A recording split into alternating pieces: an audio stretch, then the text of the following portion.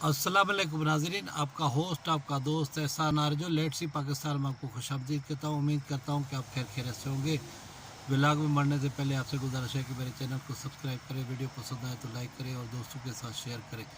जी हाँ जनाब, आज हम इसमें डिस्कस करते हैं जो मीनार पाकिस्तान पे वाक़या पेश आया था आयशा बेग के साथ टिकटॉकर। तो उस पे बहुत सारे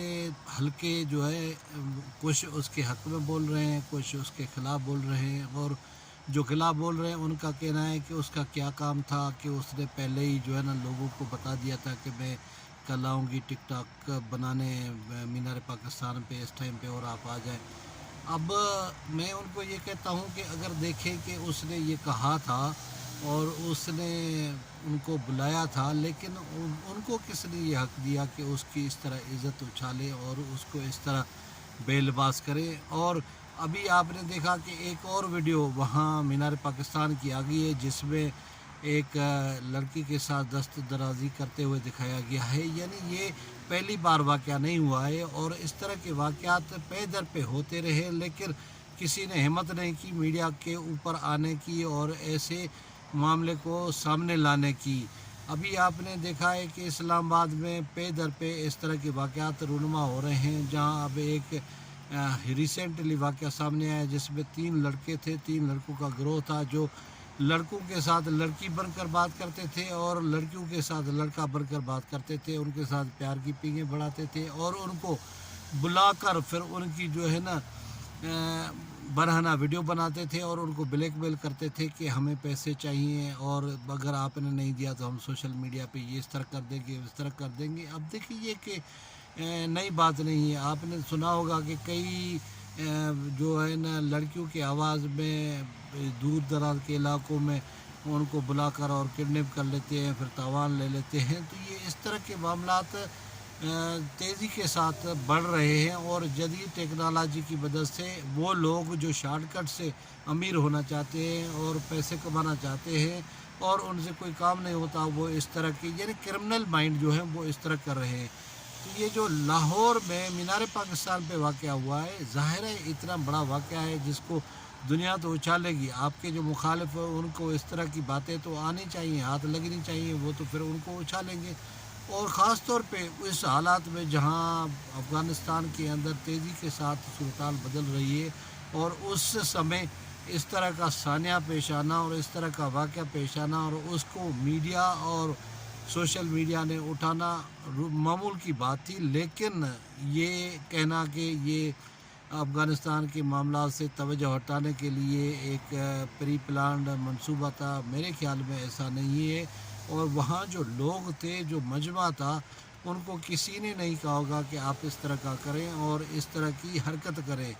हमारे यहाँ मुआशरा भी इस तरह की बातों की, इस तरह की हरकत की इजाज़त नहीं देता। बेशक बिलाशुबा हम मानते हैं कि बहुत सारी टिकटॉकर ख़वातीन या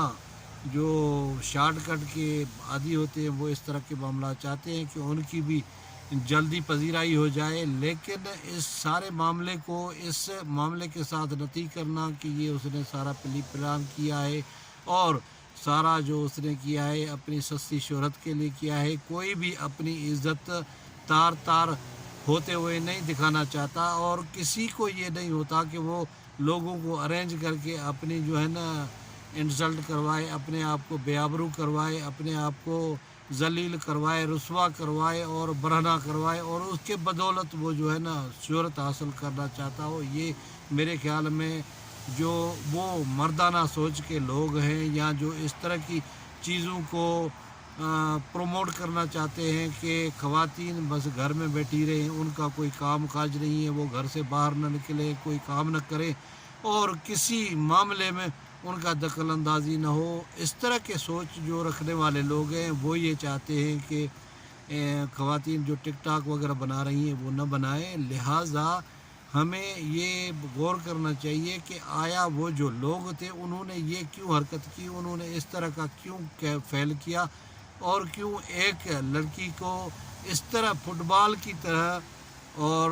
वॉलीबॉल की तरह उछाला और उसकी इज़्ज़त के ऊपर हाथ डाला, उसको सेक्सुअली हरासमेंट का शिकार बनाया। और आप तो اپنی بات کر لیتے ہیں، ٹویٹر پہ ہو یا فیس بک پہ ہو یا انسٹاگرام پہ ہو یا کسی اور سوشل میڈیا یوٹیوب پہ ہو، لیکن جو بات تو اس کی ہوتی ہے، درد تو اس کا ہوتا ہے جو جہاں آگ لگی ہوتی ہے، اس نے جو سارا منظر دیکھا ہے عائشہ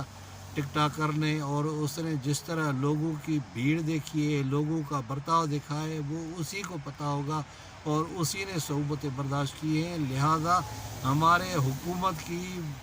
ذمہ داری بنتی ہے کہ وہ اس طرح کے لوگوں کو جو اس طرح کی سوچ رکھتے ہیں، جنہوں نے کھلم کھلا یعنی ایک مینار پاکستان کے تقدس کو بھی پامال کیا، پاکستان کے تشخص کو بھی پامال کیا اور پاکستان کی دنیا میں جگہ ہسائی کا سبب بنا، اس طرح کے لوگوں کے خلاف بھرپور کارروائی ہونی چاہیے اور ان کو کیفر کردار تک پہنچنا چاہیے، کیونکہ جتنے بھی جدید ٹیکنالوجی کے ذرائع ان کی مدد سے ایسے لوگوں کو ٹریس کیا جائے اور انہوں نے یہ بالآخر کیوں کیا، اور اس طرح پورے ملک کی بدنامی کا جو ایک واقعہ بنا ہے، سبب بنا ہے، اس کی تہ تک پہنچنا چاہیے کہ یہ کیوں ہوا۔ میرے خیال میں ہمارے اداروں کے اوپر ہمیں اعتماد ہے، وہ اس طرح کرنے میں کوئی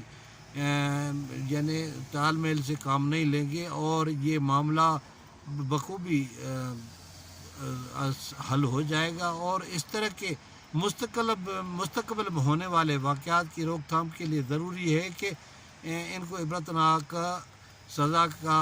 مجرم ٹھہرایا جائے تاکہ آئندہ کوئی اس طرح کی حرکت نہ کر سکے۔ امید ہے ناظرین آپ کو یہ میرا ولاگ پسند ہے، کسی اور ولاگ میں آپ سے ملاقات ہوگی،